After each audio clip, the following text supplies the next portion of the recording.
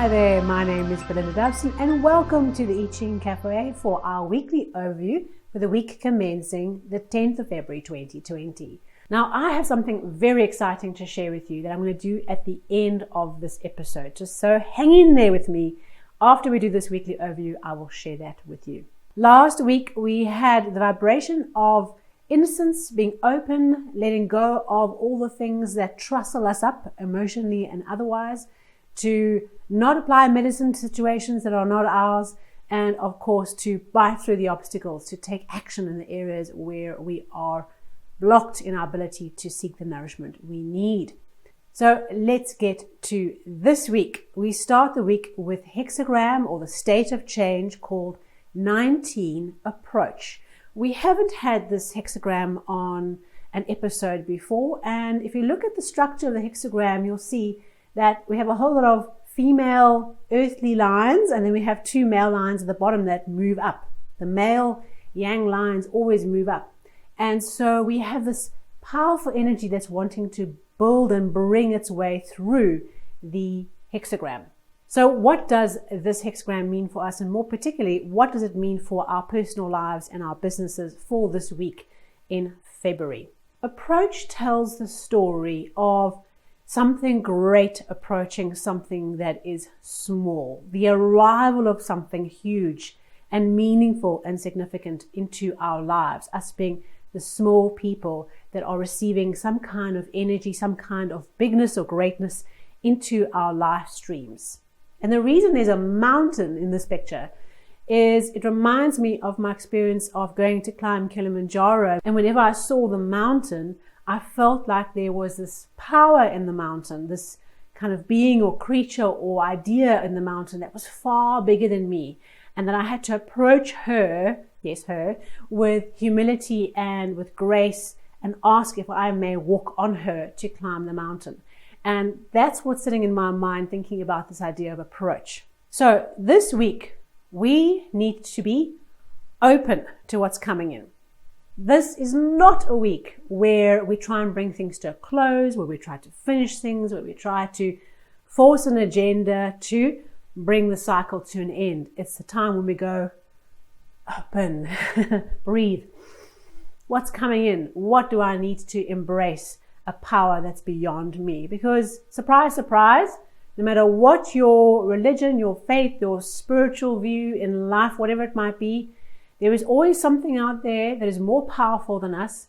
And when it comes to us to help us, we need to embrace it. We can't be an ego and say, I can't embrace you because I am the greater power. Oh no, that would not have worked for me with the mountain in the example previously.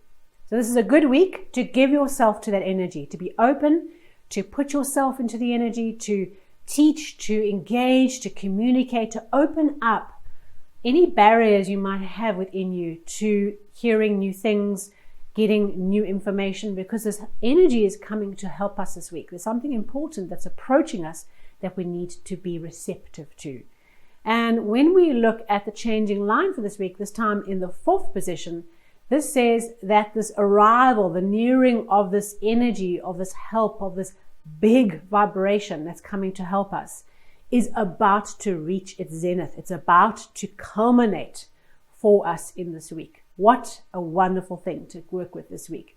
So I would say that for this week, personal life, your businesses, be open and have open dialogues. Maybe create space in your week to have open discussion, to put the floor for your team to really have a voice. In your family, have more time where you have a discussion around the dining room table, or you sit and you really talk to each other. Because it's almost as if in that space of opening up the floor and creating the space, this energy of nearing, of approach, of help can really fill into that vacuum that we create. If we fill the week too much, I feel, with busyness and all kinds of one task after another, ticking off that to-do list, I really think we miss this opportunity for this flow to come in. But it's really like an overshadowing. It's a very interesting experience of working with this hexagram, of just leading this power that might scare you a little bit come into the mix. Remember, of course, this week that the 10th of February, which is the start of this weekly cycle, is the changing line from our monthly overview where we had shock. So let's see what happens as this thing nears us into this week, whatever this thing is, as it comes into our life, into our business. What is it that comes up for us, this shock energy that is coupled with for the monthly overview? And of course, if you've not seen that, perhaps go and check out the link for that episode and go and catch up on the monthly overview. And then, of course, where does the week evolve? Our second hexagram, which is created because the first changing line is there in the 4th position, is hexagram 54, marrying Maiden. We have had this hexagram quite a few times before and really talks about big cycles of change that we are being led into. In the story of ancient China, where a new wife coming in rank down the bottom in a family to the king or the prince would need to know her place, but she's being dragged into a new cycle of life, into this marriage that is seemingly beyond her control, but is very, very important for her and for the world at large. So the cycle of change is all about being guided and drawn into position and not fighting that. So I think this week's going to be quite interesting. This nearing of something, the culmination, this surprising shock that brings good things for us, brings joy after initial and then marrying Maiden, rounding out the week as the week evolves into this energy of big cycles of change, getting us into position. We cannot see this picture we're a part of. Our businesses, as much as we put a strategy in place, we have to be aware that there's a bigger picture, that sometimes change is drawing us into exactly the right place, even though it feels like we are going completely in the opposite direction.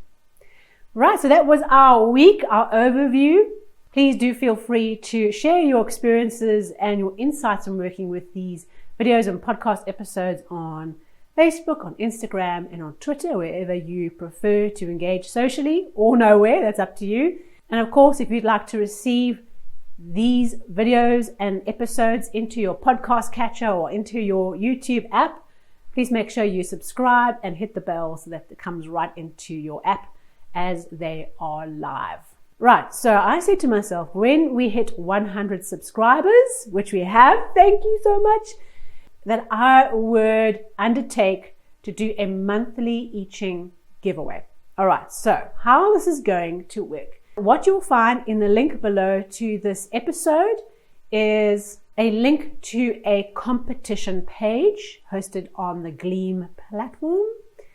Your personal details are completely private and will not be shared to the public. And what you'll do is you'll go along there. If you'd like to increase your chances of winning, there's a couple of extra things that you can do. And what you do in the question box is, once you've registered and logged on to Gleam, you put the question you would like to ask the I Ching into your question box. Anything you like, a question that's meaningful to you. Please don't ask a question about somebody else or on their behalf, because that is their stuff, not yours. Ask a question that's important to you. It can be in a business thing, it can be on a personal level, whatever it is that you are really needing some insight from, pop that question in. The more specific you can be, the better. The competition closes every month on the last day of the month. So on the last day of February, 29th of February this year, the competition for this month, for this round, will close. And in the middle of March, we will have our first video and podcast episode on the questions. What I'll do is I'll take your question, I'll put a fake name in if you're the winner, and I will then record the answer to your question. Of course, only you will know that you are the person whose question it is for, because you know your question and we would have communicated back to you. And of course, it's a wonderful opportunity to see the I Ching in action, to be able to see how do we apply this. But more importantly, when you watch someone else's question, there's always going to be insight that you get about your own process, about something that you're sitting with, because we are all so connected. And I really feel like when we watch that video, we're going to go, this actually helps me answer something I'm dealing with. So let's do an experiment. Let's give it a try. So make sure straight after this episode, you go down to the description below, go and find the link to the competition, click on it, register, put your details in, and you're in, right? You'll get a confirmation that you're in the competition for this month. And we'll do exactly the same thing next month. You'll go in, put your question in. It can be the same question, and we'll keep going. So I hope that you enjoy that process. I'm very excited to get stuck into some real questions that you are grappling with as a community and to show you just what you can do with this amazing tool. So see you there. Follow the link and let's see whether you are indeed the winner for the February-March first inaugural giveaway of I Ching message. Thank you so much for this week. Thank you for being with me and the comments and the sharing and passing it on to friends who need insight and advice at this time. I just cannot tell you what it means to me. It is awesome, and looking forward to seeing those competition entries come in, and of course seeing you next week for our weekly overview. Have an awesome week. Just be open. Let that thing that's approaching you, that's trying to help you, that higher power, whatever that is for you, just let it come in, because it's knocking at the door this week. Thank you so much. See you soon.